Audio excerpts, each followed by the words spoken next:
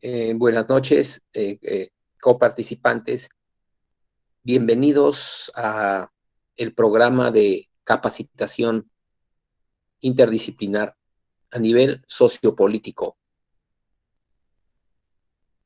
Cuando nos referimos al nivel sociopolítico, en primer lugar nos referimos a la economía, a la estructura económica global y de nuestro país, y en lo social nos referimos al desarrollo organizacional de la sociedad civil, y en lo político nos referimos al desarrollo de las ciencias políticas en nuestro país, que tantas dificultades tienen.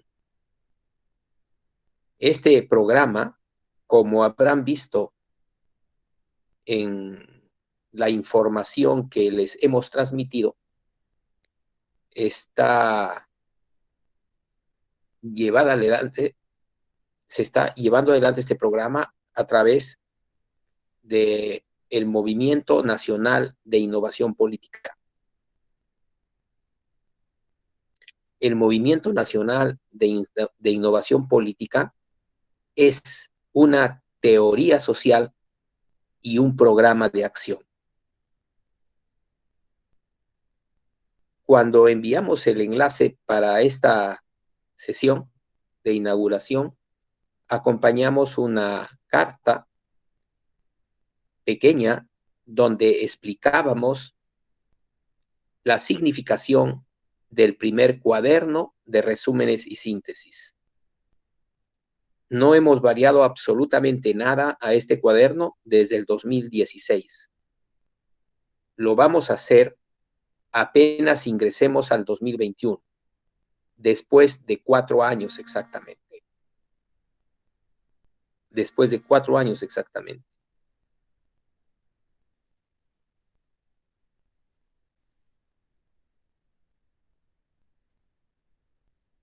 En este cuaderno hay dentro de sus contenidos, ustedes van a encontrar una serie de organizaciones que han participado en el desarrollo de la investigación desde los años 2001 para adelante. Y ahí sus denominaciones muy claras, específicas que hay ahí. En primer lugar, el 2001 nos autodenominamos en el centro de investigación como paradigmas, porque lo que íbamos a hacer durante años, no sabíamos cuánto tiempo, era la búsqueda de nuevos paradigmas en el mundo, de nuevos conceptos, de nuevas ideas, de nuevas experiencias, es decir, cuáles eran los nuevos paradigmas que surgían dentro de la parálisis y la crisis a las cuales ingresó nuestro mundo a partir de los años 2000. Entonces, nuestro trabajo de investigación del 2001, después hasta el 2009, lo denominamos como paradigmas. Al 2009, prácticamente nosotros habíamos terminado una primera fase de búsqueda, de hipótesis, de búsqueda de la aparición de nuevos patrones, nuevas pautas, nuevas líneas generales que en el mundo tenían que aparecer. Y estamos nosotros en la búsqueda de ello. El 2008, 2009, ya habían lineamientos generales muy claros que nos explicaban la situación del mundo como proceso. A partir de ahí nos dedicamos a buscar estrategias para saber el qué hacer y el cómo hacer. A ese proceso que nos lleva desde el 2009 hasta el 2015, lo denominamos estrategos. Por eso, cuando van a ver ustedes en algunas secciones del cuaderno, van a ver paradigmas 2001, estrategos 2009.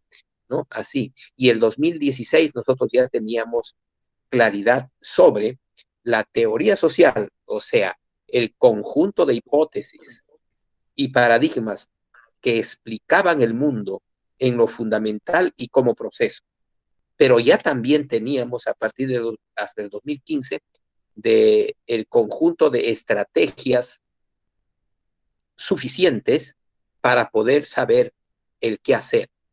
Eso nos llevó a completar la teoría social, porque una teoría social tiene en un 50%, de la teoría social es un esfuerzo por representar la realidad global como esencia y como proceso. Esa parte necesariamente tiene que ser complementada con una segunda sobre el qué hacer y el cómo hacer. Y a eso se llama programa de acción. Entonces, al 2016, nosotros, desde el 2001 al 2016, o sea, 15 años, habíamos culminado un tremendo esfuerzo para poder tener una ideología, una línea de pensamiento estratégico claro.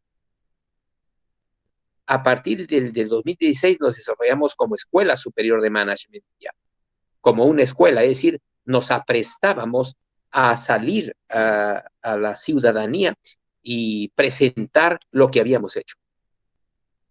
Eso nos llevó más o menos hasta el 2018.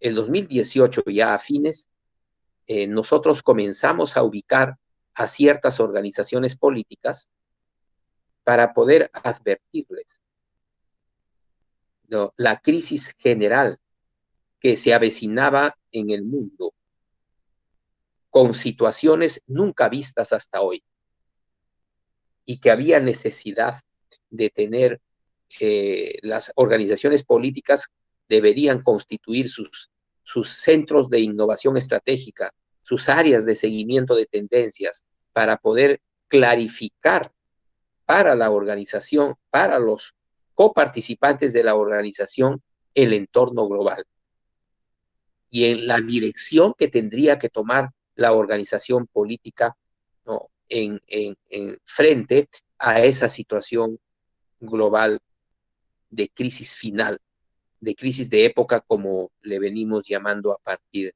de ahí. Sin embargo, nosotros, después de persistir durante un año y más, ¿no?, de tratar de hacer ver la problemática mundial y la del país, las organizaciones políticas,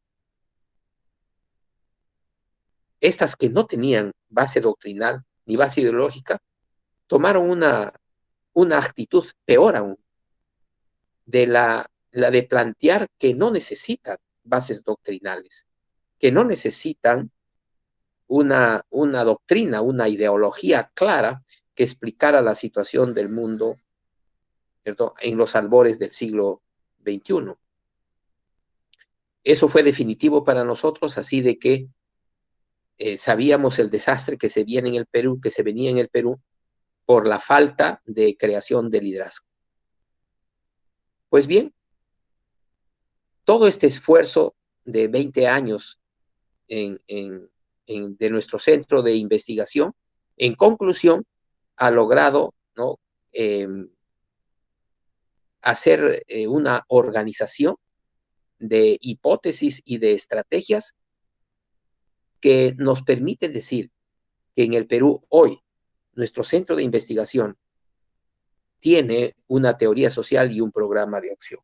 A esa teoría social le denominamos globalismo, tercer y último periodo de la sociedad contemporánea. Porque la teoría social explicaba como proceso la sociedad contemporánea que se había iniciado a mediados del siglo XVIII y se desarrollaba a partir de periodos centenarios. Eso vamos a ver con mucha prolijidad en las reuniones próximas, explicando el cuaderno. El cuaderno que ustedes tienen es el cuaderno patrón, entonces. Por eso dice 2016, ¿no? Ese es el cuaderno patrón que ahora tiene más vigencia que el 2016. El 2016 consideraban que nosotros, ¿no?, estábamos especulando, ¿no?, sobre situaciones que nadie entendía. Pero ahora está muy claro. Si la sociedad contemporánea o capitalista se desarrolla en procesos centenarios y esta comienza en 1750 con una serie de hechos universales conocidos, como por ejemplo la publicación de la enciclopedia, que fue un esfuerzo enorme de 100 años de compilación de todos los avances científico-técnicos hasta ese momento en todo el mundo. 1750 comienza la publicación de la enciclopedia y se van desarrollando una serie de hechos extraordinarios como la Revolución Industrial Inglesa, la Revolución Política Francesa, la Revolución Educativa Alemana. Se estaba constituyendo en un proceso revolucionario la sociedad contemporánea o capitalista. En 100 años, en un periodo de 100 años, termina su constitución. Es un primer periodo de constitución. Termina su constitución y a mediados del siglo XIX, 1848, 1850, comienza un segundo periodo. Se ingresa a una etapa, a un periodo de potenciación de la economía y la sociedad contemporánea. A ese periodo de 1850 a 1950, de guerras, como por ejemplo la Guerra de México, 1848, la Guerra de Secesión, 1861, la Primera Guerra Mundial, 1914, la Segunda Guerra Mundial, 1939, ¿no? Son un periodo de guerras, un periodo de control del mundo. A ese periodo de potenciación del sistema contemporáneo, los científicos de esa época, los estudiosos, lo denominaron como el periodo imperialista de la sociedad contemporánea o capitalista. Pero eso termina en la Segunda Guerra Mundial. A partir de la Segunda Guerra Mundial se desarrolla un tercer periodo, pero ya un periodo globalista. Descubrimos de que finalmente en toda la historia, todas las etapas de la historia, todas las sociedades, la antigua, la medieval, también se desarrollaron a través de tres grandes periodos.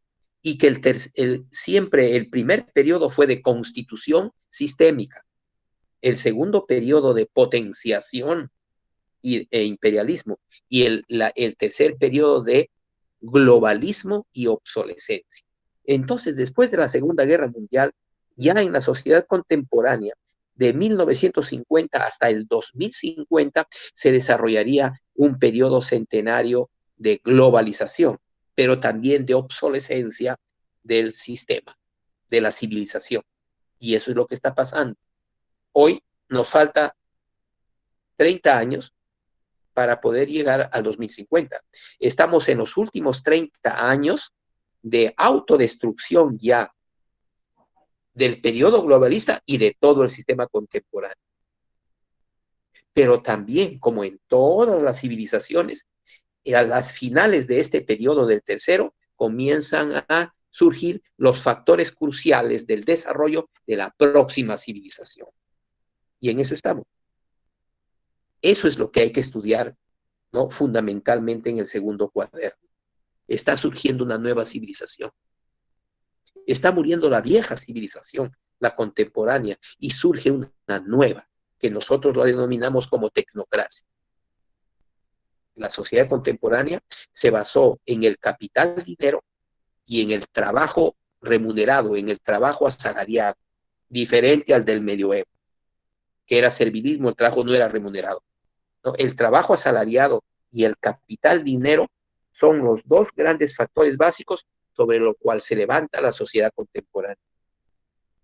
Pero la próxima, la que está surgiendo ahora, ya tiene de forma manifiesta sus factores básicos.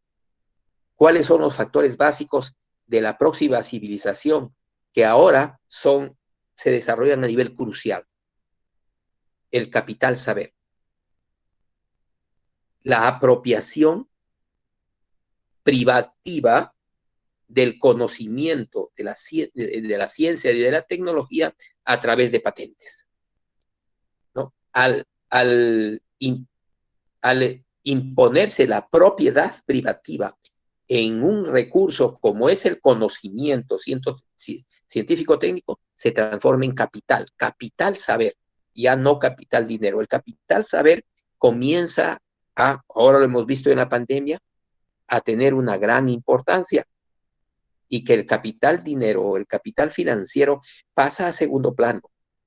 Quienes se ha desarrollado tremendamente en la pandemia, en los últimos meses, ¿no? Los gigantes tecnológicos, ¿no? Han dado un salto en su Producto Bruto Interno, un salto, ¿cierto? En sus ganancias.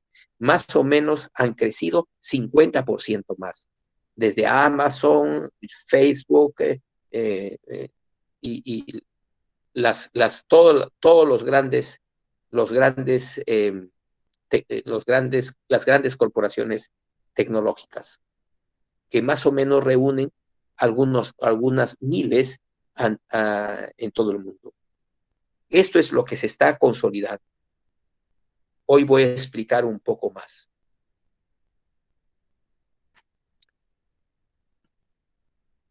Este globalismo, entonces, ¿no? Es el tercer periodo, comienza a concluir y a autoeliminarse.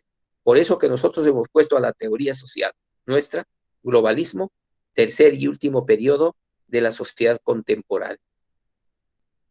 Lo establecimos desde el 2001, pero el 2016 ya se transformó en teoría. Ya se sostenía en una tremenda base informativa de data a nivel mundial. Se comienza entonces a imponer en el mundo otro tipo de sistema, ¿no? Que tiene esas características. El capital saber y, en segundo lugar, los trabajadores del saber, que no son asalariados. Los científicos trabajan en corporaciones ahora en todo el mundo. Hay decenas y decenas de miles de científicos técnicos que son los nuevos proletarios del saber. Ganan muy poco. Los salarios de un científico en los Estados Unidos o en la China son mayores, claro, que los trabajadores asalariados.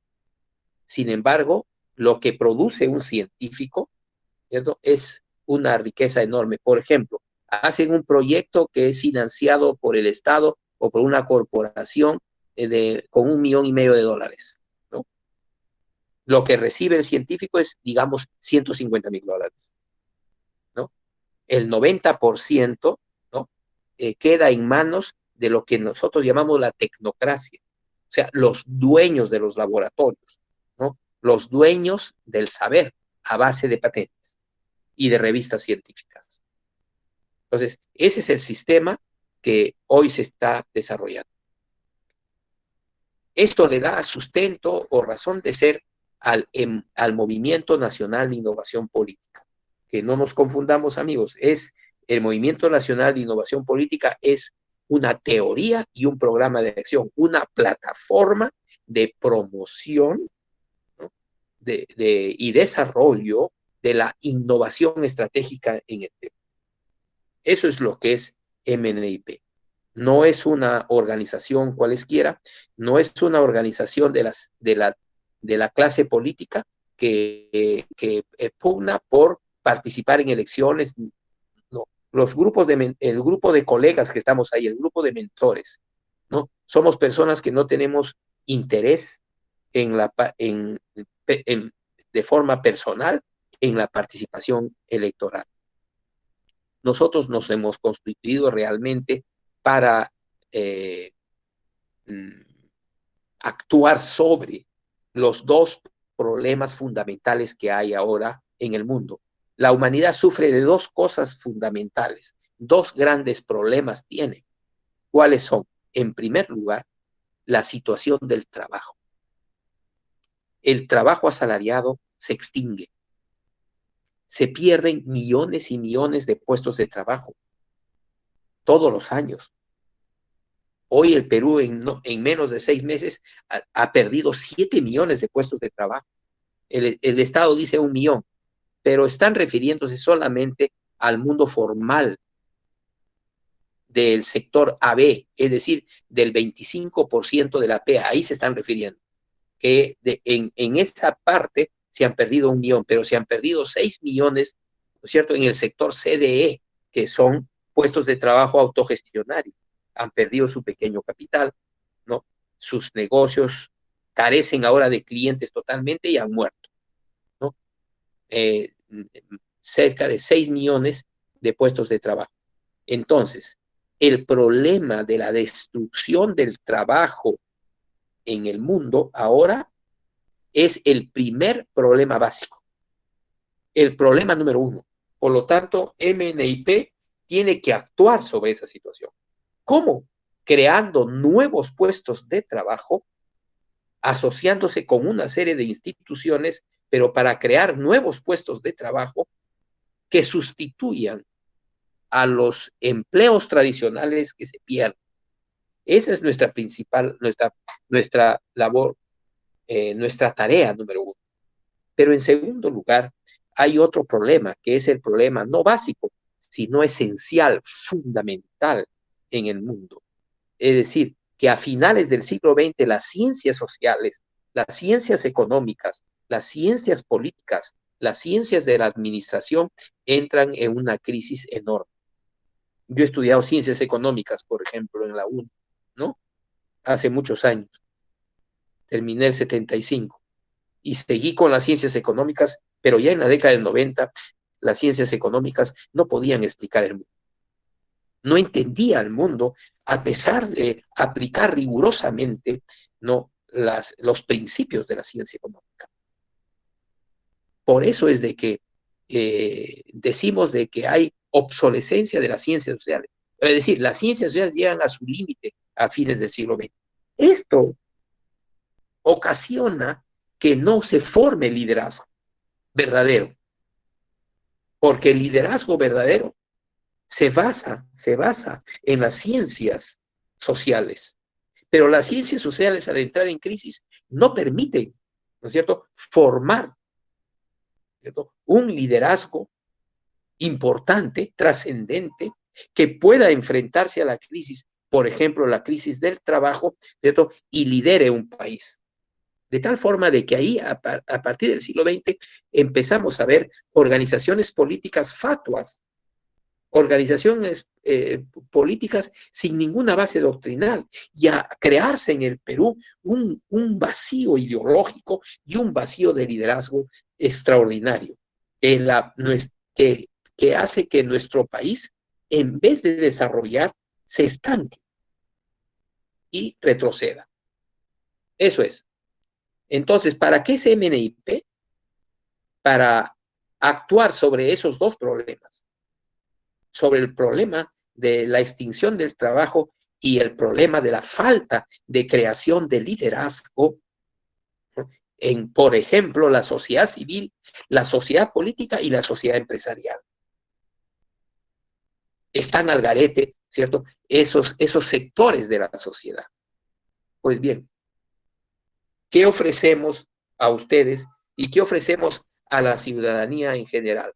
Vamos a realizar una serie de reuniones de inauguración hasta que comencemos, ¿no?, las conferencias virtuales. En el transcurso de la semana les vamos a alcanzar la fecha según cómo nos consultemos a una buena cantidad de personas que se han suscrito y veremos el mejor día, ¿no? La hora sí es prácticamente las 8 de la noche, exceptuando el sábado, que es un poco más temprano. Ya les informaremos prontamente. ¿Qué ofrece entonces MNIP? En primer lugar, ofrecemos escuela. Es decir, amigos, lo que ofrecemos en primer lugar es acceso a la información clasificada. Cualquiera no clasifica información. Las personas individualmente no pueden acceder a una información verdadera.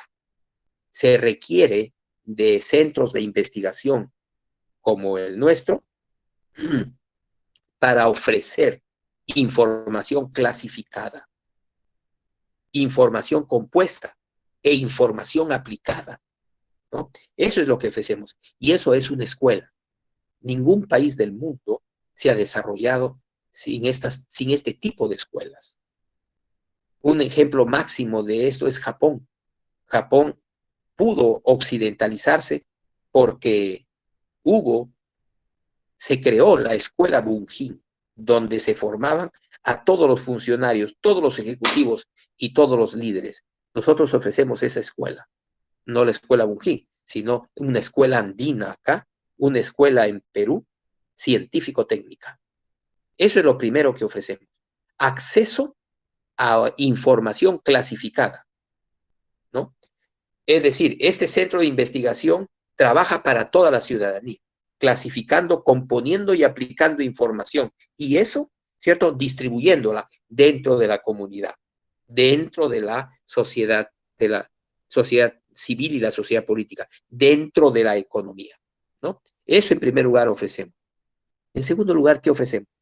Conectividad, ¿no? Para diciembre vamos a estar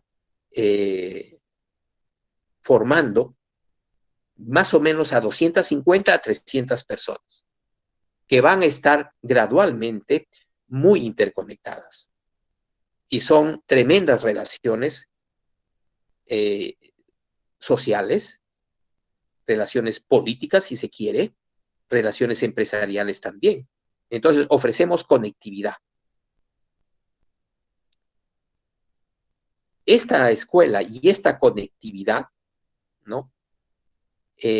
Trabaja para todos ustedes.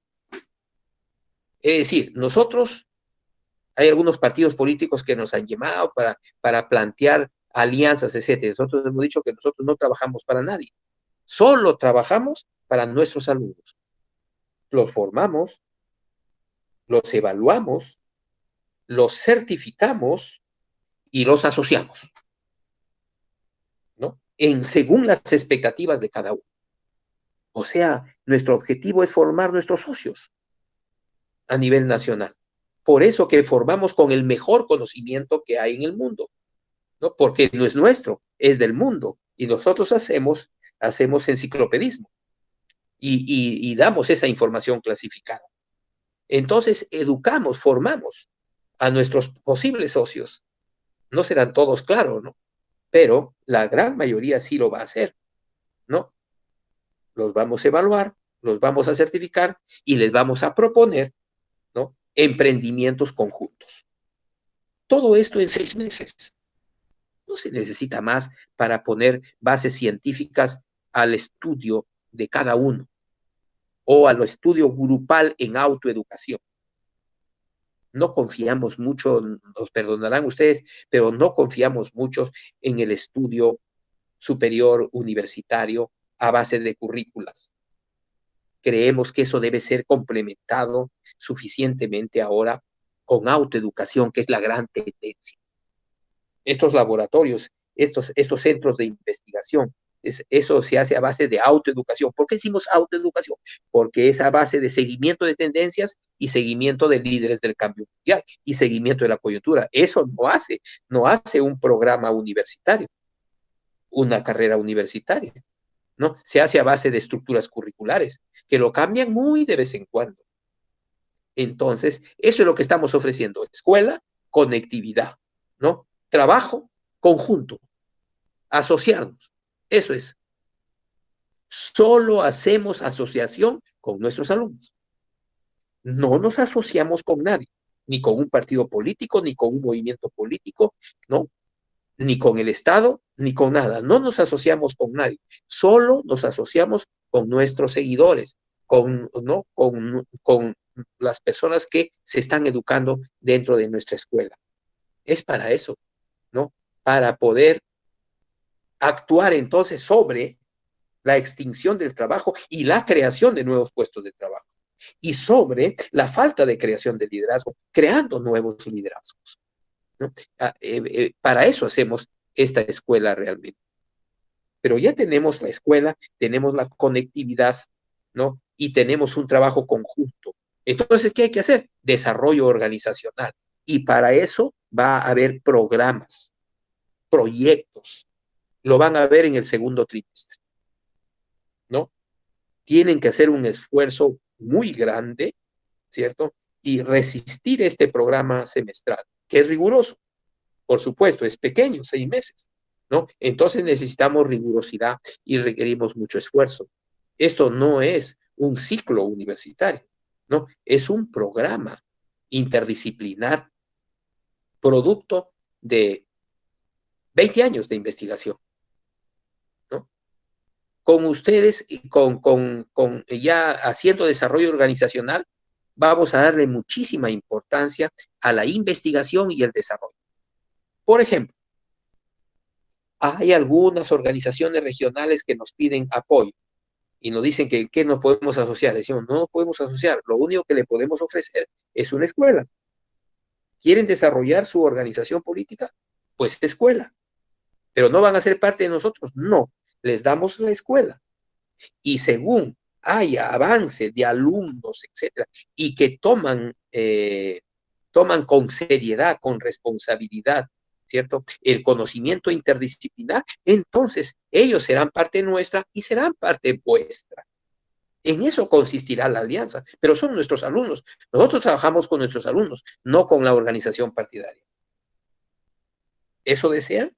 No los vamos a sacar de ahí. Es decir, no vamos a conformarnos nosotros como una organización partidaria, ¿no? Eso es investigación y desarrollo.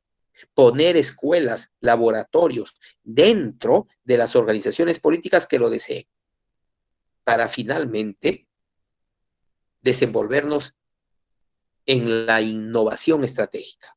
¿Qué es la innovación estratégica? Que también lo vamos a ver en este programa. La innovación estratégica es una disciplina que ha sustituido, señores, ¿cierto?, al planeamiento estratégico. El planeamiento estratégico, como muchas de las herramientas de las ciencias de la administración, ¿cierto?, han caído de su pedestal, han pasado a segundo plano. Se necesita, sí, pero no es suficiente, ¿cierto?, ni mucho menos, para poder desarrollar una organización. Necesitamos de nuevas disciplinas. En esto, en este sentido, es la innovación estratégica una de las disciplinas más importantes del desarrollo interdisciplinar. Es más, permite el desarrollo interdisciplinar, conjunta disciplinas, conjunta ciencias, ¿no? Eso es lo que finalmente ofrecemos, ¿no? Hoy se va a dar en el mundo una lucha entre tecnocracia y ciencia. ¿Por qué decimos eso? Los grandes gigantes tecnológicos se basan en la apropiación del saber científico-técnico y esto lo realizan, ¿no?, con una patente. Para que tengan una idea, solamente en Massachusetts, en los Estados Unidos, anualmente se establecen más de 30,000 patentes. Más de 30,000 patentes. El conocimiento científico-técnico está siendo, ¿no?, está convirtiéndose en capital saber. Es decir, un conocimiento, al ser patente, tiene mucho, mucho valor de cambio en lo que es capital dinero. Por ejemplo, solamente una patente de Apple, ¿no? O Apple, la manzanita, 450 mil millones de dólares cuesta esa patente, ¿no? 2 veces el PBI de Perú, para que tengan una idea, ¿no? 2 veces el PBI de Perú. Es un poder extraordinario que están desarrollando, ¿no? Entonces, la apropiación del saber nos lleva al capital saber. La propiedad privada de conocimiento, al convertirse en una patente, se convierte en capital saber. Y eso se llama, nosotros le venimos denominando tecnocracia. Algunos grupos de investigación en el mundo le decimos tecnocracia a esa nueva clase, ¿no? Que sustituye a la clase capitalista, digamos, tradicional, que es la tecnocracia. Esa tecnocracia tiene un enorme poder y ha desarrollado mucho las herramientas de las ciencias de la administración. Vamos a estudiar esas herramientas nosotros, pero no son herramientas del conocimiento científico simplemente, sino sobre todo de la aplicación del conocimiento científico para la ampliación, ¿no es cierto? Y el empoderamiento del capital saber, o sea, de la tecnocracia. Ellos han desarrollado el marketing, ellos han desarrollado la teoría de la administración, ahora el management, ¿no? La autogestión moderna, que comienza a ser la razón de ser de la humanidad. Ellos han desarrollado, la han retomado de la antigüedad y la convierten en una forma organizacional corporativa. Ahora, ya lo veremos, ¿no? En líneas generales estamos planteando, ¿cierto?, solamente algunas cuestiones. Pero nosotros no somos tecnocracia, por ejemplo. Mi centro de investigación no es parte de la tecnocracia. Nosotros vamos por otro camino, el camino de la distribución del capital saber. Eso es lo que estamos haciendo ahora. Por ejemplo, este es un programa de distribución, ¿no?, del saber, del conocimiento científico. Porque nosotros pensamos que el conocimiento científico verdadero, ¿no?, que procede de la humanidad, solo se desarrolla si lo distribuimos dentro de la humanidad. O sea, nosotros consideramos que el saber, el conocimiento científico técnico, solo se desarrolla distribuyendo, no en propiedad. En propiedad se desarrolla solamente como alta tecnología, como robótica, como inteligencia artificial, como digitación de los procesos, ¿no? La digitalización de los procesos, ¿no? Entonces, hay dos concepciones ahora del desarrollo de las ciencias sociales. Una, la de la tecnocracia, y otra, ¿no?, la nuestra, la de los científicos sociales. Eso es. Esta institución MNIP, con este programa de capacitación interdisciplinar, se va a desarrollar en 3 grandes planos. Tenemos que comprender esto para poder tomar decisiones.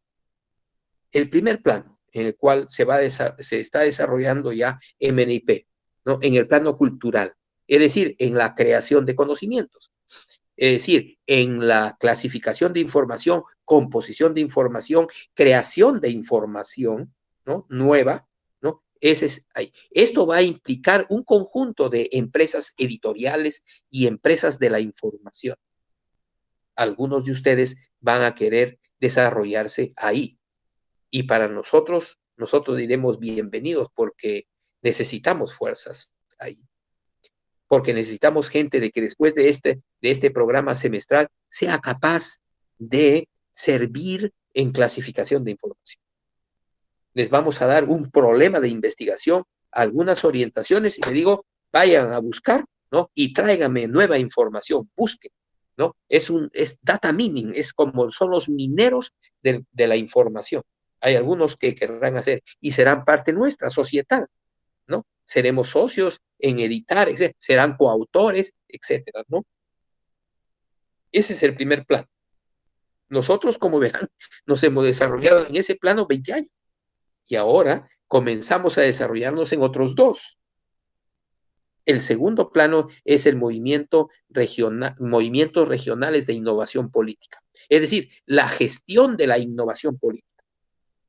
Recordarán cuando les dije inicialmente que nosotros habíamos ido a ciertas organizaciones políticas, etcétera, nacionales y regionales, pero no consideran la necesidad, ¿no?, perentoria, urgente, de que se formen organizaciones políticas verdaderas. No quieren, ¿no es cierto?, desarrollarse ahí. Es muy difícil en el Perú que una persona que se aleja del conocimiento vuelva otra vez a él. Rechazan el conocimiento. Muchas, la gran mayoría de personas, como voy a decir después, no quiere leer, no quiere organizar, porque es muy difícil, comprendemos, es muy complejo, pero ahora estamos nosotros, ¿no? Clasificando información. La información en el mundo es enorme, es infinita. Nadie puede entrar solo a ese laberinto. Nosotros entramos, expertos en información, entramos ahí, clasificamos. Y en vez tú que leas 10 libros, vas a leer 20 páginas, 30 páginas, y vas a entender lo fundamental de esos 20 libros. Hay que entender la importancia de eso, de la clasificación de información para un país. Entonces, pues bien, en la política también hay que hacer eso. Hay que formar los nuevos políticos con estos programas. Y solo trabajaremos con ellos. Ahora hay enlaces, hay conectividad. Después de 4 meses de trabajo nada más, hay conectividad ya en muchas regiones, casi en todas, que quieren formarse. Entonces, un núcleo de 10 o 20 se forman ahí en una escuela y nosotros vamos a trabajar para ellos. Nos vamos a asociar a ellos. Pero no nosotros como ejecutivos, sino nos asociamos como escuela, como laboratorio, como un grupo de expertos. Y trabajamos con ellos, pero no somos parte del Estado, o sea, no, pero sí los vamos a ayudar, ¿no? Vamos a trabajar muy duro ahí. Estamos formando también personas entonces para esa situación. El Movimiento Regional de Innovación Política. Los que quieran esta especialidad, digamos, ¿no?, esta, este, este ámbito de aplicación de conocimientos, que es la política, si quieren ser parte y tienen que tener expectativas electorales. O sea, en este plano, en este grupo con los cuales vamos a hacer gestión también, ¿no? Tienen que tener expectativas electorales, si no, no pueden participar en ese plan, ¿no? Es decir, que van a postular a elecciones, ya sean distritales, provinciales o regionales, ¿no? Que tienen expectativas de liderazgo político, ¿no? A nivel de Estado o Estado subnacional, regional o provincial o distrital, ¿no? Tienen esas expectativas, entonces vamos a juntarlos en un grupo.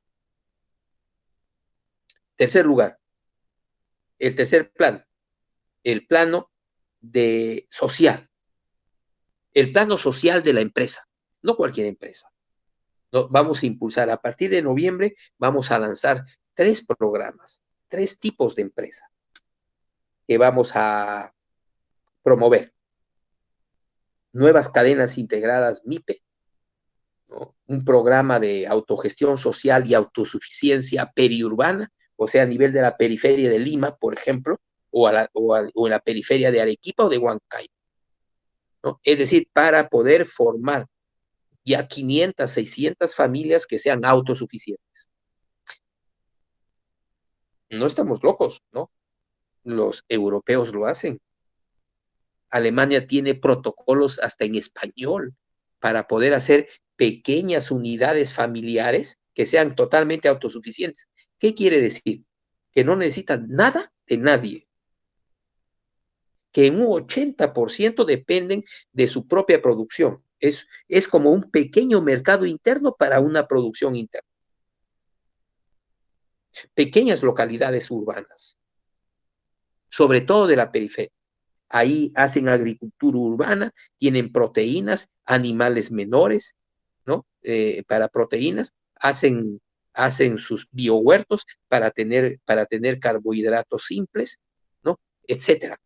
Educación, salud propia, cooperativismo, todo. Entonces, hay comunidades en Europa que son totalmente autosuficientes. Esa es la alternativa. Muy pocos se dan cuenta, pero ese es el nuevo mundo que está surgiendo. que no es el tecnocrático, el de los gigantes tecnológicos, sino son grupos de familias a base de conocimiento básico de ciencias y de comunitarismo, y se relacionan a nivel autogestionario y se desarrollan. No tiene objeto, lo van a ver ustedes, no tiene objeto en un par de años más, 3 años más, 5 años más, no tiene objeto vivir en Lima. Es carísimo, apiñados en pequeños departamentos. Para desplazarse, esta terrible situación de la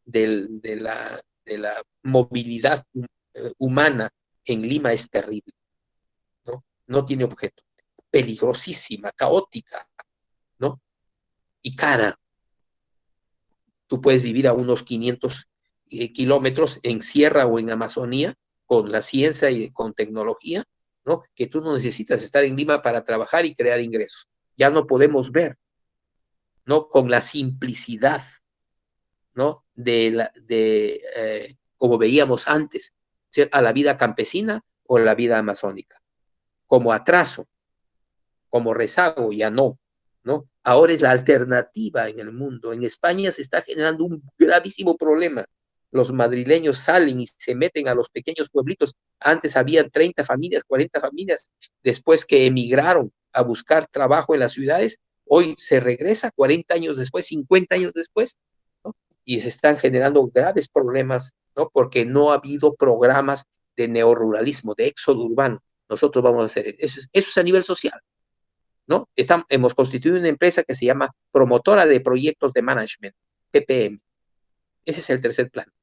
Los que quieran trabajar en el mundo socioempresarial, ahí con nosotros. Se formarán y nos asociaremos y llevaremos adelante pequeñas empresas, ¿no? Pequeños prototipos, pequeños ejemplos, modelos, ¿no? De cómo hacer, ¿no? Esos son los 3 planes de acción.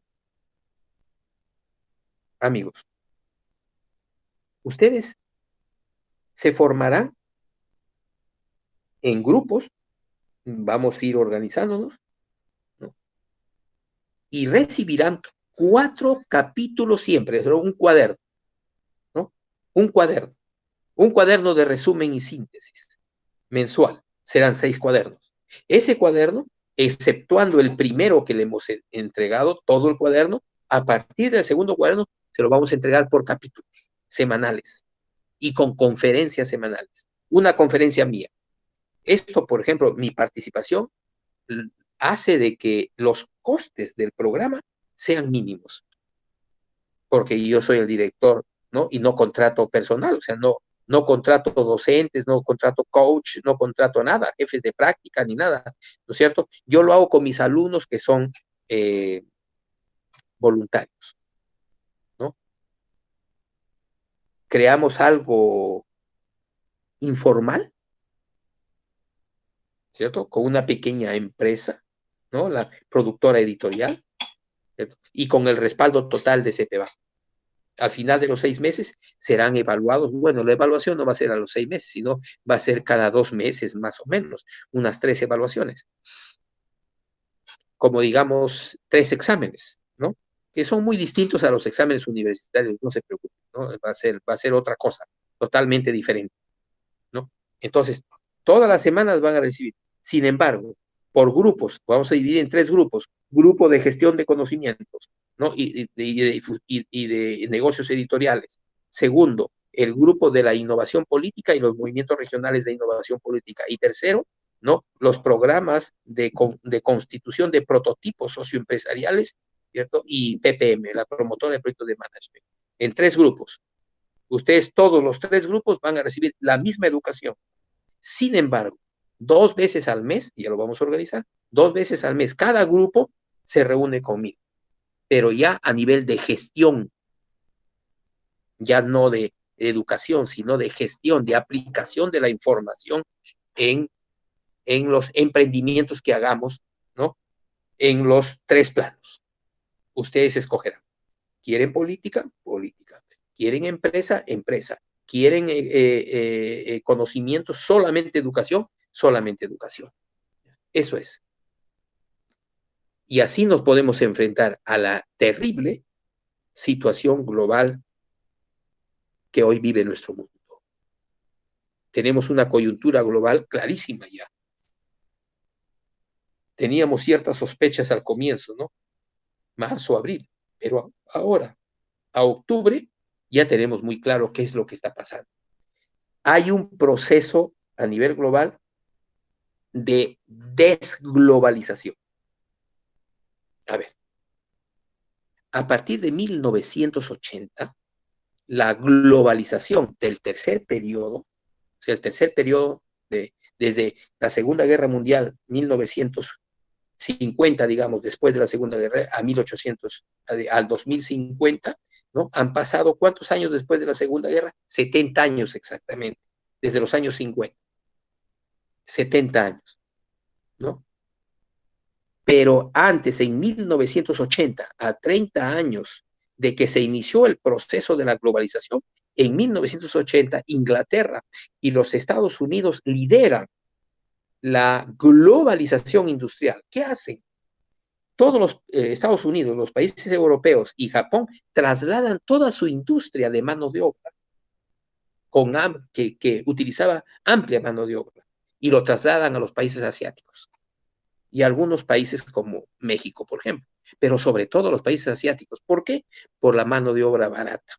Expliquémonos. Un puesto de trabajo en 1980 en los Estados Unidos era remunerado con $2,500 más o menos. Y en esos años en China, ese mismo puesto de trabajo, el mismo, ¿no? $80. Entonces se da un tremendo proceso de deslocalización de la industria de mano de obra barata. Se deslocaliza, ¿cierto? Las transnacionales levantan todo su aparato industrial y lo llevan a China, por ejemplo, ¿no? Principalmente. Igual es Inglaterra, igual hace Francia, igual hace Alemania, igual hace Japón, y van hacia China.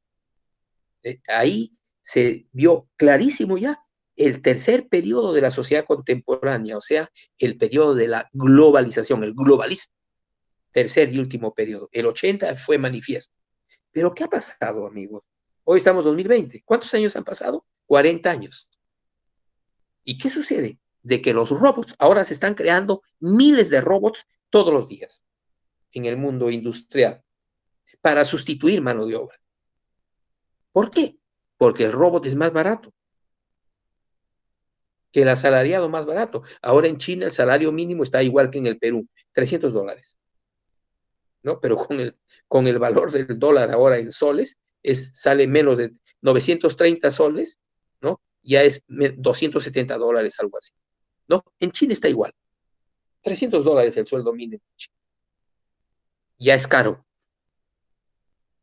¿no? Para la robótica.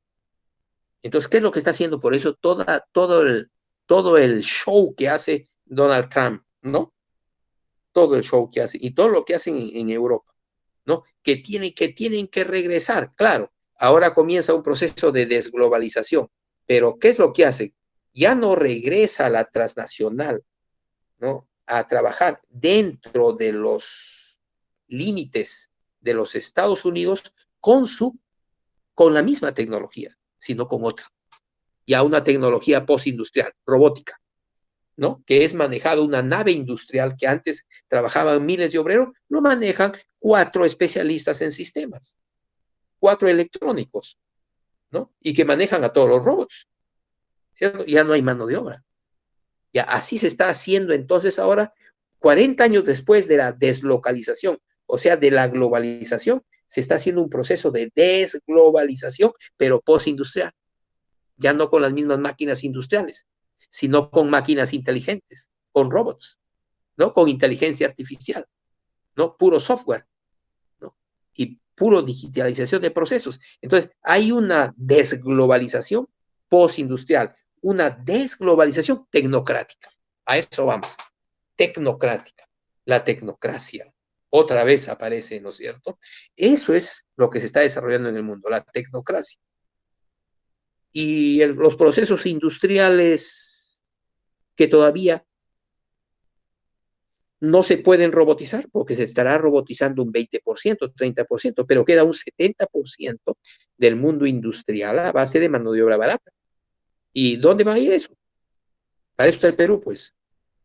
Para eso están los países atrasados. O sea, los países atrasados del mundo, ¿cierto? Se van a industrializar con capital extranjero y mano de obra barata, ¿no? Y eso es lo que está propalando, por ejemplo, Hernando de Soto. La necesidad, ¿no? La próxima semana voy a escribir un artículo sobre Hernando de Soto, ¿no? Hernando de Soto está planteando la formalización de la pequeña propiedad con mecanismos de capitalización. Es decir, que la pequeña propiedad rápido, ¿no es cierto?, implique capital bancario. Y va a ser una quiebra masiva. ¿Por qué? Porque toda la MIPE en nuestro país, todos los emprendimientos quiebran en un 85% el primer y segundo año, sea formal o sea informal. Ahora, si es formal, quiebra más rápido y pierden sus propiedades. Porque el tema en el Perú no es un problema de crédito, no es un problema de capital, no es un problema de formalización, es un problema cultural, es un problema ideológico. Falta escuela del desarrollo nacional. Entonces, no pueden hacer eso porque va a ser una calamidad. Entonces, hay que escribir al respecto. La industria para los países atrasados y la postindustria para los países ricos. ¿No? Nosotros, un país pobre y siempre tardío, somos depositarios de la industria basura del mundo. Es lo que va a pasar. Por eso es que esos gritos de algunas organizaciones políticas en el Perú, que hay que industrializar nuestras materias primas, ese es un rollo de comienzos del siglo XX. Pero en la ignorancia política en el país permite eso. Gente de izquierda, inclusive, diciendo que hay que industrializar nuestras materias primas, que hay que agregarle valor, ¿no? Y lo que van a hacer es destruir el medio ambiente, destruir más nuestros Andes y nuestra Amazonía y nuestras costas desérticas y nuestros mares, ¿no? Esos procesos industriales generan eso, ya no generan riqueza, ya no generan mucha mano de obra tampoco, ¿no? Aunque sean una industria del siglo XX, ya no genera la misma mano de obra que generaba, por ejemplo, al comenzar después de la Segunda Guerra Mundial. Entonces hay un proceso terrible que se avecina en nuestro país, en los países pobres en general, a través de este paradigma, ¿no?, de la industrialización. Pues bien, terminemos esta parte. Finalmente, todo nuestro estudio nos va a permitir darnos cuenta de las falacias y de las mentiras que hay, ¿cierto?, en las clases políticas, inclusive en la clase empresarial. Por ejemplo, en nuestro país hay una tricotomía falsa dentro de la clase política. Una tricotomía, es decir, tres estrategias, tres planteamientos generales, ¿no?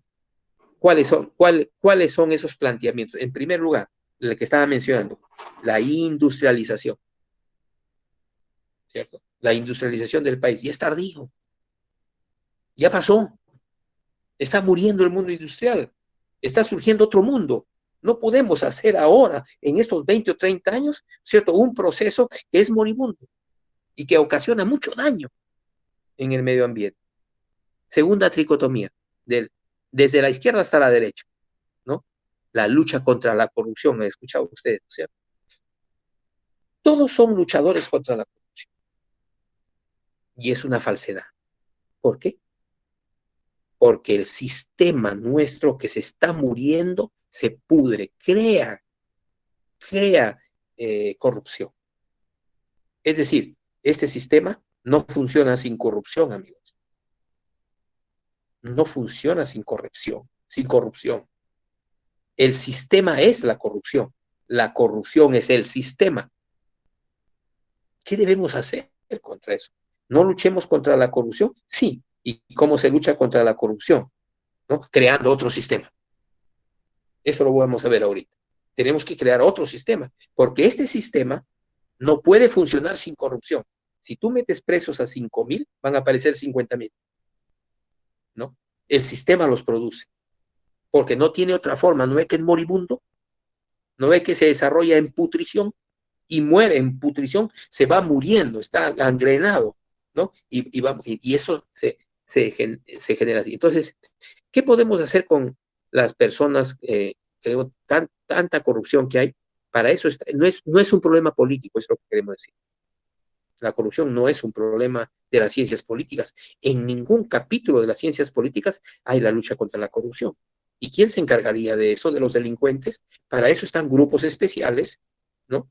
De policías, pues, de fiscales, de jueces, ¿no? De gente que persiga a la delincuencia, ¿no? Ese es el problema. Eso está en el Ministerio Público, ¿no? Y es parte de la lucha de la justicia, ¿no es cierto? Y de la policía, ya está. Pero los políticos tienen que dedicarse no a luchar contra la corrupción, se dedican a crear otro sistema y rápidamente que no genere corrupción, ¿no? Esa es la segunda falacia en el país dentro de las ciencias políticas. La tercera, la redacción de una nueva constitución, también desde la izquierda hasta la derecha. Lo promueve César Hildebrand principalmente, una persona tan ilustrada, para que sepan, señores, de que la ilustración no necesariamente es conocimiento. La persona puede ser muy ilustrada, pero a su vez puede ser muy ignorante. No entiende las profundas fuerzas socioeconómicas que hay, que se desarrollan en el mundo, ¿no? Tiene que tener conocimiento científico. Entonces promueven la redacción de una nueva constitución. ¿Ok? Nosotros planteamos que eso es erróneo, que lo que se requiere son organizaciones con un alto nivel ideológico y político para que hagan la reforma económica, la reforma social, la reforma política, y eso va a traer como consecuencia una reforma legal. No es al revés. No primero haces la reforma legal y después haces la reforma política, la reforma económica, la reforma social. Es al revés, ¿no? La reforma, la transformación económica, social y política nos va a dar como consecuencia un conjunto de normativa legal, que no lo podemos, ¿no? Es producto de la normativa legal, es producto de la transformación, no la antecede, ¿no? Entonces ahí tenemos todas nuestras organizaciones políticas hundidas en una serie de falsedades y de mentiras, ¿no? Que son inconscientes. Nosotros nunca vamos a decir personas, no atacamos personas ni instituciones, de ninguna manera. Atacamos solamente ideas. Frente a la industrialización, nosotros planteamos la posindustria. Hay que hacer el desarrollo económico del Perú. Es posible, lo vamos a demostrar en el programa, ¿no? Estoy más o menos explicando todo el programa. El desarrollo postindustrial, ¿no? De nuestra economía, o un desarrollo económico postindustrial. Por supuesto que se puede hacer. Y es maravilloso eso. Es maravilloso. Solamente les planteo una de las actividades que se pueden hacer, por ejemplo, en la sierra, la de los camélidos, ¿no? Nosotros, en el Tahuantinsuyo, teníamos 10 millones de camélidos, habían 10 millones de habitantes. Hoy necesitaríamos 32 millones de camélidos y tenemos 2,5. Y a los 2 años y medio se llenan de garrapatas, de piojos, se muere el pelo, ¿no? Se vuelve un pelo de poquísima calidad. Mientras que en Canadá, en Australia, están teniendo camélidos, ¿no? Porque se los llevan vivos y están desarrollando camélidos. Nuestro Perú es propio de estos microclimas. Aquí podríamos realizar una actividad de camélidos que ocupe al 40% de la mano de obra, pero es postindustrial. Tienen que ser camélidos orgánicos, o sea, sin alimentos artificiales, solamente de ichu y el pasto que se generan en los Andes, ¿no? Que se puede mejorar también esos pastos, pero naturales. Todo es natural, esa es la posindustria, es ecológica, sostenible. Eso es lo que hay que hacer en el país, ¿no?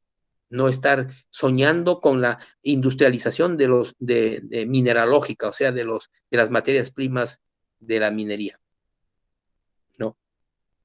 Eso no genera mano de obra, ¿no? Solamente genera enormes ganancias, ¿no? Pues bien, segundo lugar, la lucha contra la corrupción. ¿Qué planteamos? Autosuficiencia. Que se encarguen de perseguir delincuentes, otros grupos u otras instituciones especializadas. Y las ciencias políticas, nosotros dedicarnos, ¿cierto?, a crear localidades autosuficientes, regiones autónomas, regiones economía autónomas. Eso se puede hacer, para eso van a estudiar. En tercer lugar, la nueva constitución. Frente a eso planteamos el desarrollo de escuelas de ideología y política para poder hacer transformaciones económicas, sociales y políticas que nos generen otro tipo de normativas. En líneas generales, ¿cierto? Esto es más o menos lo que vamos a ver en teoría, en ciencias y en tecnología, con herramientas, ¿no es cierto?, sobre todo de la administración, como verán en el programa, ¿no?, que ahora es las ciencias sociales que más se ha extendido. Muy bien, tenemos 1 hora y 10 minutos. Estaríamos dispuestos a recibir, ¿cierto?, algunas preguntas concretas sobre el programa, sobre lo que hemos planteado, ¿no? Y yo podría responder. Jonathan.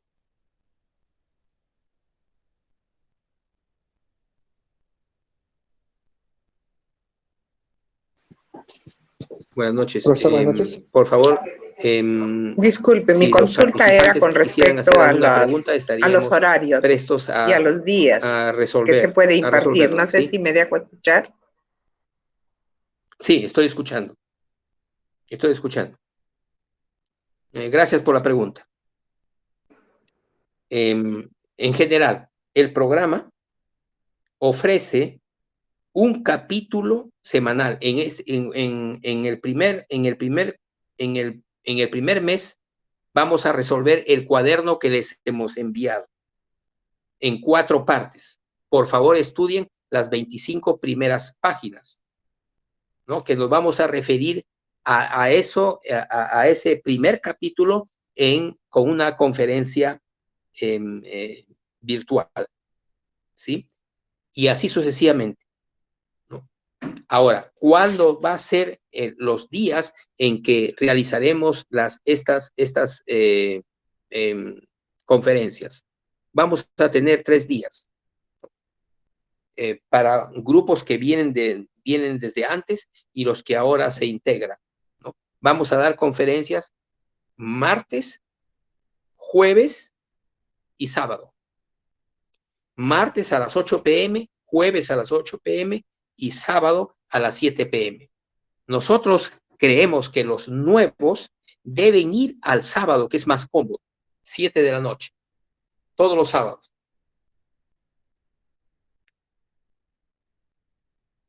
Ahora, en la medida en que vamos avanzando, vamos a ir clasificando las personas por los planos de trabajo que hemos planteado, ya sea en el plano de conocimientos, en el plano político y en el plano empresarial. Entonces, ahí vamos a agrupar. Con esos grupos nos ponemos de acuerdo para hacer 2 reuniones al mes, una reunión cada 15 días, pero eso se pondrán de acuerdo el grupo que se constituya. Entonces van a ser 6 reuniones en general mensualmente. 4 de información, 4 digamos, de conferencias, con preguntas que también vamos a organizar. Las preguntas tienen que ser organizadas para poder resolverlas. O sea, deben hacerse con antelación. Dentro de la propia conferencia también pueden haber algunas preguntas, pero las mejores preguntas son las más pensadas y las que nos pueden entregar con anticipación. Ya vamos a organizar eso, ¿no? Entonces son 6 sesiones, 4 de teoría y 2 de gestión, ¿no? Las sesiones de gestión nos ponemos de acuerdo con los grupos. Pero ustedes estarían todos los sábados, 7 de la noche. ¿Estaría bien eso?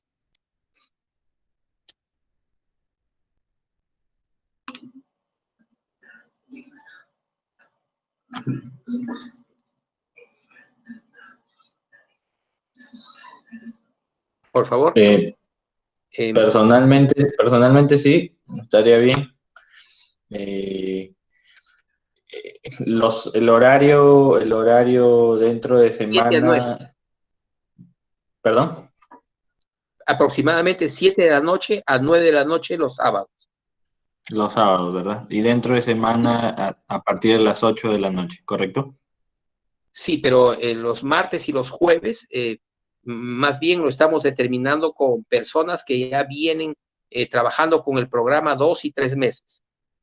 Ah, ok, ok, ok. ¿Ya? Ok, me encanta. Porque el mejor día es el sábado, entonces el más descansado, el más sosegado, ¿no? Y en el que mejor podrían participar. Sin embargo, no se preocupen si no participan en una de las conferencias o 2 o 3 conferencias no participan, porque se les va a hacer llegar la grabación. Y muchos prefieren, hay una buena cantidad, quizás sea la mayoría, que prefieren eh, estudiar con la grabación, más que participar en tiempo real, porque lo escuchan, lo ven, ¿no? En, eh, lo ven en un momento en que se sienten tranquilos, ¿no? Porque esto necesita cierto sosiego, porque las conferencias, al ser de conocimientos, son un tanto complejas, se requiere concentración. Entonces, lo pueden hacer en cualquier momento. Entonces, van a recibir por su email la información de la semana.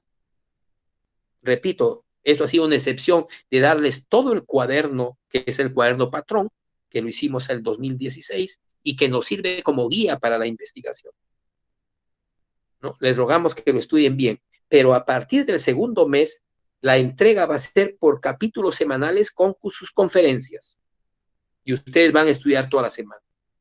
Claro, les vamos a estar solicitando permanentemente, ¿no? Que, que, que estudien. Muy bien. Son las 9, cerca de las 9:30.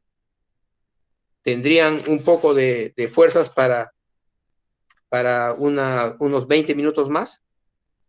Perfecto. Claro, perfecto. Sí, está bien. ¿Sí? Muy bien. Perdón. Vamos al programa. ¿Cómo lo hemos concebido y cómo lo hemos creado, ¿no? En primer lugar, voy a dar algunas ideas centrales, ¿no? Sobre el programa y el porqué del programa, ¿no? En primer lugar, señores, la situación que hay ahora inédita en el mundo, en la historia, de grandes cambios y reestructuraciones, no es caótica, ni es producto del azar. ¿Qué quiere decir? ¿Qué quiero decir? Obedece realmente a patrones claramente discernibles.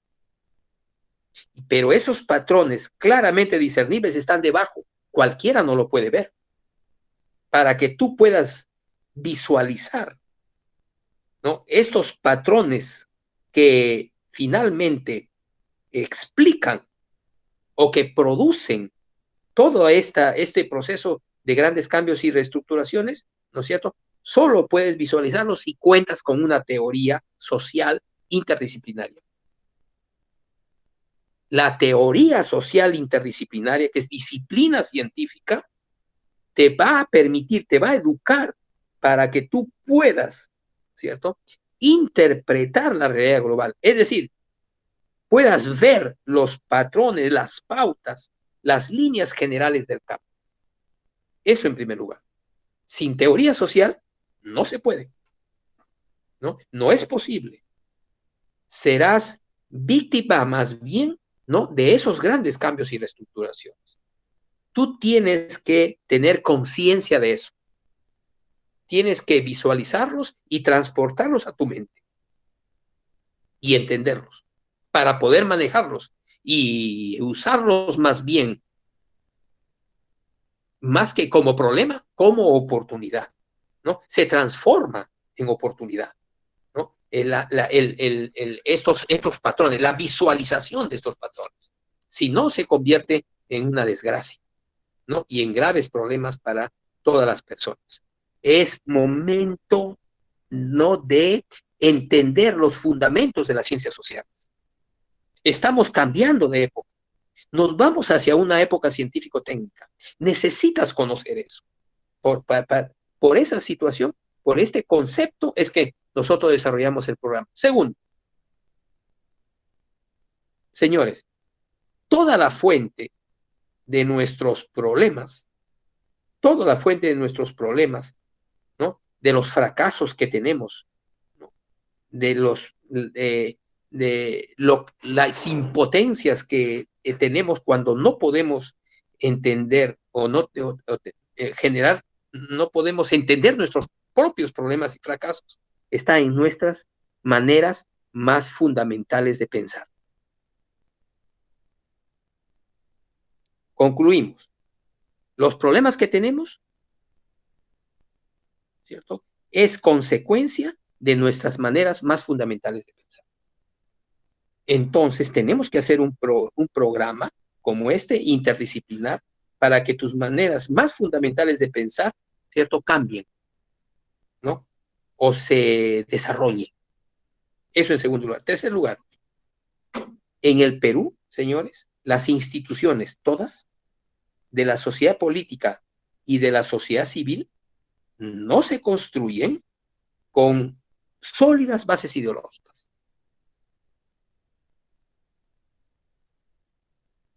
Solo se construyen a base de aspiraciones de personas o grupos. Pueden ser aspiraciones buenas o malas, pero eso no te da a ti la posibilidad de poder crear una organización trascendente, importante, que pueda liderar el cambio, ¿no? La mayoría de las personas creen que, por ejemplo, para poder participar en las elecciones, deben capacitarse en public management. Quiero decir, en lo que es el management público, la administración pública, ¿no? Aprender las normativas, las reglas, los instrumentos, ¿cierto?, para el desarrollo de la administración pública en una geografía determinada, ¿no? El public management y todas sus normativas, sus ROF y todas sus formas organizacionales que tiene, solamente están en relación con el cómo hacer. No tienen relación con el qué hacer y con el por qué. Lo más importante ahora para todos nosotros y todas nuestras instituciones, saber frente al mundo que nos enfrentamos, ¿qué debemos hacer? No es el cómo hacer. El cómo hacer resulta del proceso específico, ¿no? Resulta del trabajo constante. Ahí van resultando reglas y normativas, ¿no? Entonces, la capacitación debe ser social, científica, debe ser en ciencias políticas, ciencias económicas, ¿no? Y la práctica del organismo, ¿cierto?, se va a ir resolviendo y puedes transformarlo totalmente. Lo que necesitan las organizaciones públicas regionales, distritales y provinciales no necesitan ser más eficientes, no. Significa, ¿no?, que ser más eficaces más bien. ¿Cuál es la diferencia? La eficiencia significa hacer bien las cosas. Eficacia significa hacer bien las cosas correctas. Yo escucho a muchas personas cuando inclusive hacen sus exposiciones, sus discursos, ¿no es cierto?, que hemos hecho esto de la forma eficiente y eficaz. No saben lo que están diciendo, ¿no? La eficiencia es hacer bien, por ejemplo, un delincuente cualquiera, ¿no?, es muy eficiente, hace bien las cosas, pero no necesitamos personas que hagan bien la administración pública. Necesitamos personas que hagan lo correcto, lo que se necesita ahora en el 2020, ¿no? Eso es lo que se necesita. Hacer otras cosas, hacer las cosas de manera diferente y hacer nuevas cosas. Y eso no te lo da el public management, ¿no? No te lo da. Pues bien, El ejecutivo del futuro, voy a terminar rápidamente, ¿sí? El ejecutivo del futuro tendrá que aprender a clasificar, componer y crear información. O sea, si nosotros queremos ser ejecutivos y líderes de alto nivel de eficacia, tenemos que saber clasificar información. Leer un periódico, leer una revista especializada, ¿no? Y saber que lo que estás leyendo, ¿cierto?, es correcto o incorrecto. Tienes que saber clasificar información. Si no, ¿no es cierto?, vas a generar problemas muy, muy graves para la comunidad, para la comunidad donde estás trabajando, ¿no? Se necesita tener información de tipo interdisciplinar y de validez universal, ¿no?, para generar verdaderos resultados económicos y sociales. Se necesita entonces tener una comprensión aguda, ¿no?, prolija también de las fuerzas socioeconómicas estructurales. Tú debes tener la capacidad mental para entender qué es lo que está pasando en la estructura misma de la economía y la sociedad. Y eso lo puedes juntar con ideas prácticas para poder convertir la crisis, ¿cierto?, la pobreza, las dificultades de nuestra patria, se pueden convertir en oportunidad.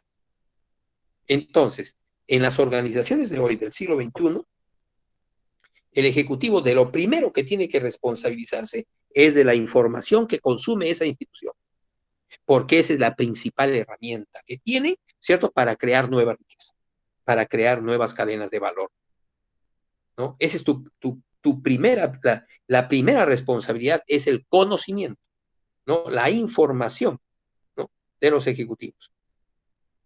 Pero tenemos un grave problema en el país, que a muchas de las personas no les importa leer, ni mantenerse al día, al tanto de lo que está ocurriendo en el país, menos en el mundo. El papel de la Internet es muy mala para eso, ¿cierto? Y el papel de la televisión. Distorsionan la información, generan un mundo de información que no sirve para nada realmente y que embota, ¿no?, la mente de las personas en general, ¿no? Esta cuestión de no estar al tanto de la información que se va creando en el mundo, la eficaz, me refiero, es algo bastante malo, porque los ejecutivos tienen que tomar decisiones que van a afectar o no. Por ejemplo, si es un presidente regional, las decisiones que toma van a afectar a toda la región. No tiene derecho, ¿no? No puede ser que un alto líder del país no sepa, ¿cierto?, no sepa liderar, no sepa poder generar desarrollo, crear nueva riqueza o generar otro tipo de cadenas, ¿no? Tienes que conocer lo que necesita conocer esa institución. A ver, yo he puesto ahí un ejemplo de Cristian Navarro. Nosotros vamos a un médico y esperamos que ese médico esté al tanto, ¿no?, de los últimos tratamientos de la enfermedad que tenemos o de la dolencia que tenemos. Puedes ir, por ejemplo, vas a ir a un especialista en hígado, ¿no?, o en estómago. Tú vas a ir por el corazón. Esperas que ese señor esté actualizado, ¿no? Como todo médico, no puede pasar 2 años sin volver otra vez a actualizarse.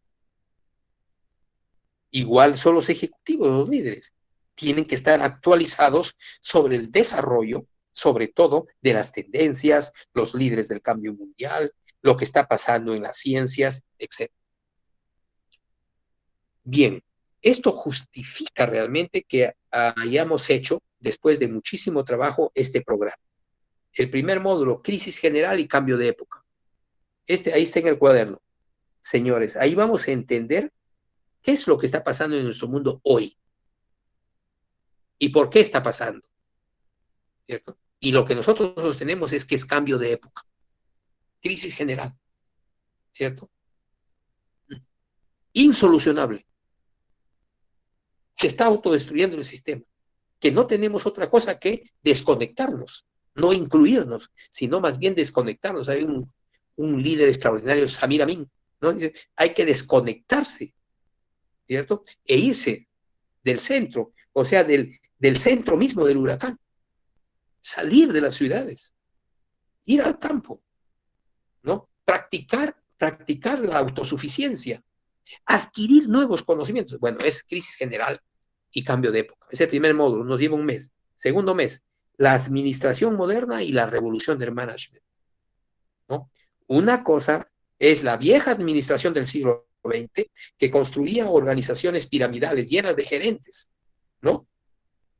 ¿No? Llenas de comandantes que dan órdenes y que los demás obedecen sin dudas ni murmuraciones. Ya, esa es la vieja administración, poderosa, ¿no? Fue extraordinaria, sí, el siglo XX, pero hoy no. Hoy ya no necesitamos ese tipo de administración. Necesitamos una administración plana, donde no hay jefes, no hay líderes, ¿no? Es una organización sin líderes.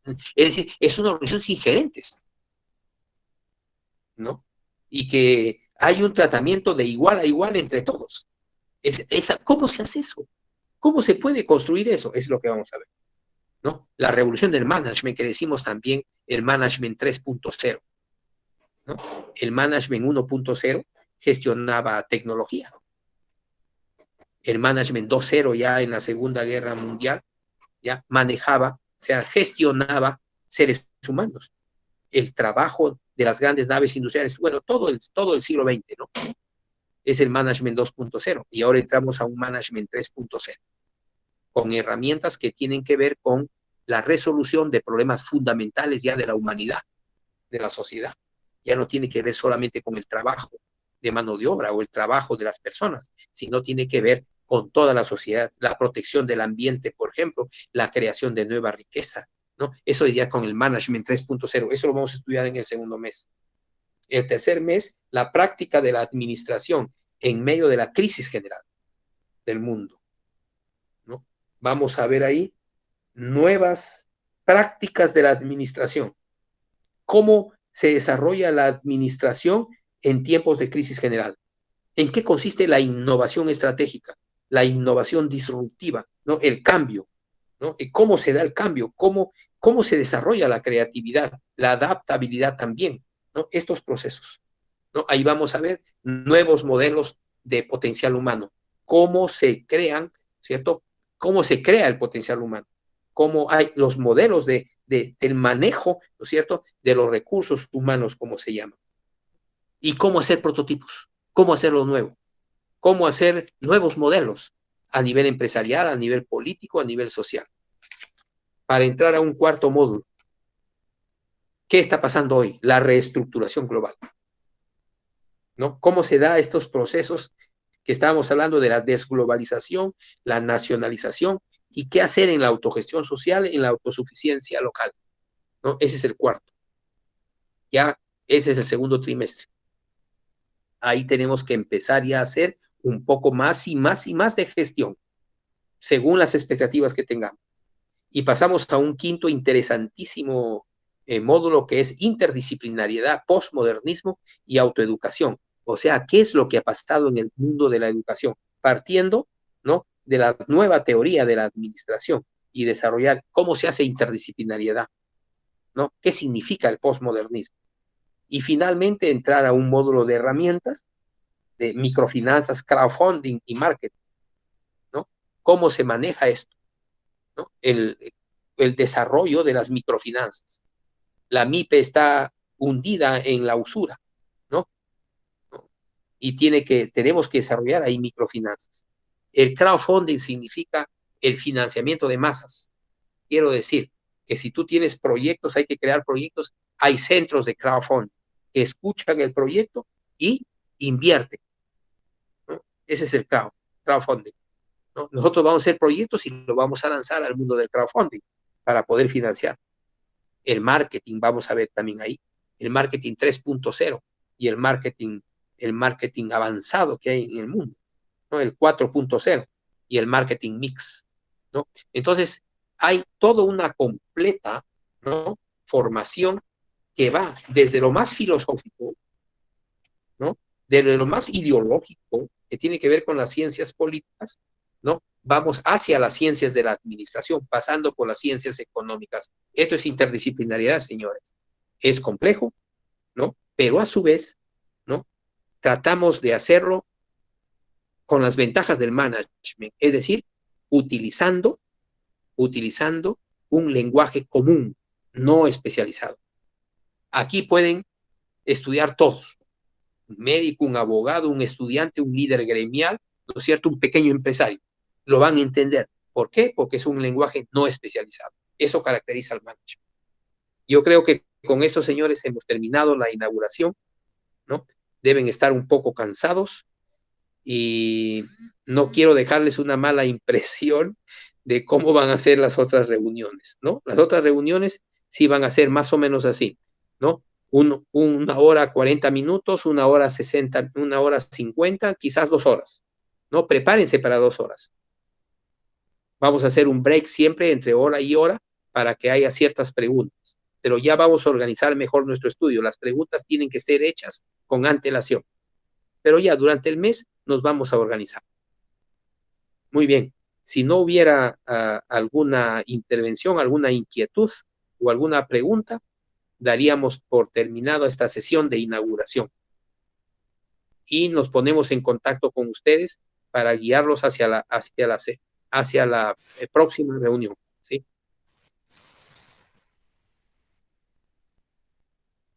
Profesor. Sí, dígame. Buenas noches, doctor Gracias. Espinosa. Buenas noches, Eric. Buenas noches, le habla Eric Chacón de Cusco, Perú. Bienvenido. Bueno, bienvenido, Eric.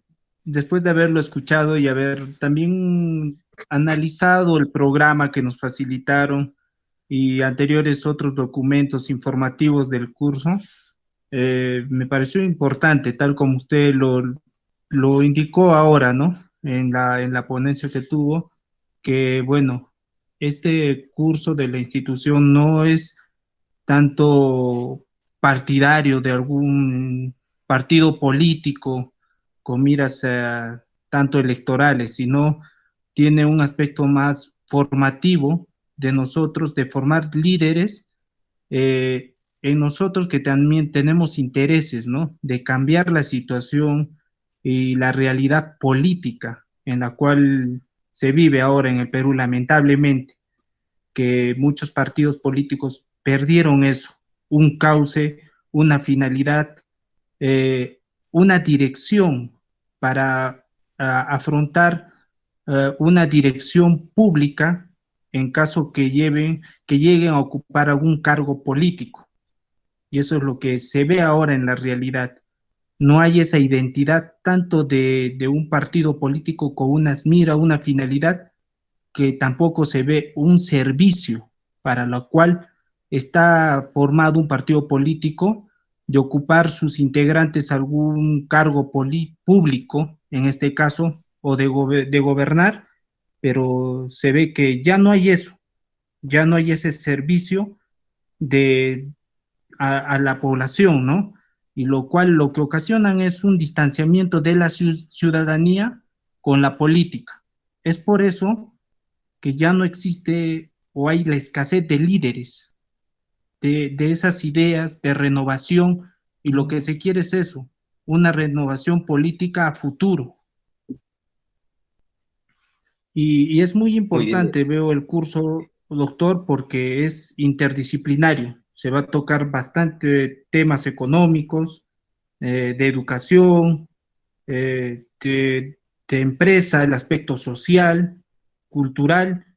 Me parece muy importante el curso y es por eso mi interés, ¿no? Y me parece muy, muy importante tener esa formación en los futuros líderes que podamos ser más adelante nosotros, con miras a cambiar, como usted dice, esta situación de que se está agotando o está terminando esta generación que ya está pasando para entrar a otra nueva generación. De acuerdo, Eric, de acuerdo. Buenas noches, eso es todo. Bueno, buenas noches. Trabajemos duro estos 6 meses y van a ver los resultados extraordinarios. Van a verlo, ¿no? En 6 meses.